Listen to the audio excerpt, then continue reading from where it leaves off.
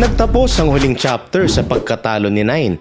Pero sa hindi inaasahang pangyayari ay nasa loob pala ng katawan nito ang Daikaiju of the Meiriki era at sa panglabas na mundo ay nagawang maimpale ng halimaw na ito si Kafka sa kanyang dibdib. Ito na kaya ang masamang turning point para kina Mina at Kafka laban sa halimaw na to? Tara na't simulan na natin. Ipagpapatuloy natin ang kwento sa chapter 114. Dito, pinapaliwanag ni Nine na dati isa lang siyang mahinang kaiju na katalinuhan lamang ang kayang may pagmamalaki at yun lang daw ang kanyang pagkakakilanlan sa kanyang sarili noong una. Tinago niya ang kanyang sarili sa mga humans at namuhay ng mapayapa sa pamamagitan ng pagkain lang ng mga maliliit na hayop hanggang sa dumating ang isang fateful day na natutunan niya na mas malakas siya sa mga humans at ito ang araw na nagawa niyang mapatay ang isang lalaki. Ever since daw na nagsimula siyang matuto ay hindi na niya napagilan ang kanyang sarili. Inaral niya ang mga kakayahan niya at ang kung ano ang meron sa human world. At habang patuloy siyang nagtitipon ng kaalaman, lumago ang kanyang curiosity at naging obsessed siya sa learning.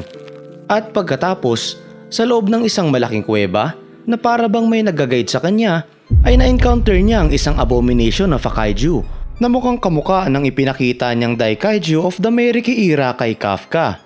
Matapos yun ay bumalik tayo sa kasalukuyan at dumako tayo sa sitwasyon ni Rino habang nakikipaglaban sa mga higanteng kaiju. Tila nagulat ito sa kanyang nakita at lumalabas na dahil iyon sa bigla na lang tumigil sa pagkilos ang mga halimaw na kanyang kinakalaban.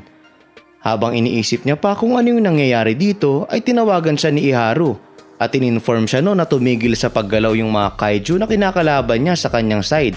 Kaya tinanong siya nito kung ganon din ba ang kanyang nararanasan, kung saan napakomento siya na pareha sila ng na-experience. Dahil dito ay naisip nilang dalawa na napatumba na ni Kafka si Nine. Kaya agad na sinubukang tawagan ni Rino si Kafka at masaya niya sana itong babatiin. Kaso bigla tayong lumipat ng eksena kung saan kita ang lubos na pagkabahala sa mukha ni Mina habang tinititigan ang na-impale na Kafka. Napasigaw siya dito sa pag-aalala. At agad ding in-inform ng assistant sa control room yung iba doon na na-damage yung core ni Kaiju number 8 at meron daw silang nadedetect na bagong Kaiju reading galing sa loob ni Nine. Kita din ang pagkabahala sa mukha ni Nogizaka dito habang iniisip kung ano yung nangyayari at hindi daw ba ay dapat wasak na yung core ni Nine. Sumigaw naman si Kurusu na immeasurable din yung estimated fortitude ng Kaiju reading na nakikita nila ng kagaya ng kay Nine pero ibang iba daw ang waveforms nito. At dito niya napagtanto na ibang klase din ng kaiju ang nararamdaman nila. Bumalik tayo sa sitwasyon ni Kafka at dito ay napadura siya ng dugo dahil sa natamo niyang atake kay Nine. Pero mukhang hindi pa ito sapat para mapatumba siya nang mapuno ng rage ang kanyang mga mata. At maski si 8 ay nagpakita ng intense emotion sa kagustuhan nitong pumatay. Hinawakan ni Kafka yung limb na pinang-impale ni Nine sa kanya at sinubukan niyang suntukin ito sa mukha bilang counter-attack. Gayunpaman, bago pa makalanding yung kamay niya ay biglang nagkaroon ng vertical na hati ang mukha ni Nine at bumuka yun na nagpa-reveal ng sandamakmak na mga mata. Nagsimulang lumabas ang tila incantation ritual papalibot sa buong braso ni Kafka at pagkapikit ng mga matang ipinakita ni Nine ay agarang naputol ang buong braso ni Kafka dito at napatalsik yun. Sa sobrang lakas ng kakaibang atake ng ginawa ni Nine dito ay nahati nito ang malaking parte ng likurang paligid ni Kafka at nag-travel pa iyon ng malayo. Lubhang nasaktan si Kafka dahil sa atake na yun. Pero hindi dito natapos ang atake ni Nine nang magpalabas ulit ito ng incantation sa may dibdib ni Kafka. Pagpikit muli ng isa sa kanyang mga mata ay agad na nahiwa ang dibdib ni Kafka dito at napatalsik yun papunta sa isang building na nagpawasak doon. Ang mga tao sa loob ng control room at bunker ay napatigil sa gulat matapos makita ang nangyari kay Kafka. At habang tinititigan ng walang malay na si Kafka, ang batang babaeng niligtas niya mula sa unang bahagi ng kwento ay nagsimula ng umiyak. Lalong nabahala yung assistant nang makita niyang undetectable na yung vitals ni Kafka dito na lalong nagbigay ng kilabot sa katawan nila Keiji at Nogizaka. Hindi makapaniwala yung assistant na ganito yung kinalabasan ng pangyayari. Pero biglang nagbuzz ang kanilang communications tab at lumalabas na si Mina yun. Tinatagan nito ang kanyang sarili at agad na inutusan silang mga assistant na magpadala ng bala sa Point F ngayon din. Kaya nabalik ang focus ng assistant dito. Sumigaw si Mina habang sumusugot na babarilin niya yung si Nine bago pa mag-regenerate yung limbs nun.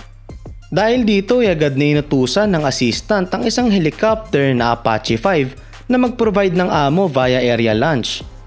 Gayunpaman, bago pa yun magawa ng mga ito ay biglang nahiwa sa kalahati ang special weapon ni Mina na nagpagulat sa kanya. Sa lakas ulit ng impact ng atake ni Nine ay nagawa nito muling mahiwa ang malaking parte ng paligid at napatalsik niya dito si Mina.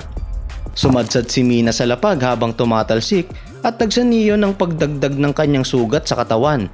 Matapos niyang tumalsik ay naiinis siyang tumingin kay Nine. Pero nang tignan niya ito ay nanlaki ang kanyang mga mata sa gulat at lumalabas na dahil ito sa nagtransform na naman ang katawan ni Nine at nagkaroon ito ng mas lean na katawan, naging 8 ang kamay at nagkaroon din ito ng vertical na hiwa sa kanyang katawan na may mga mata din sa loob.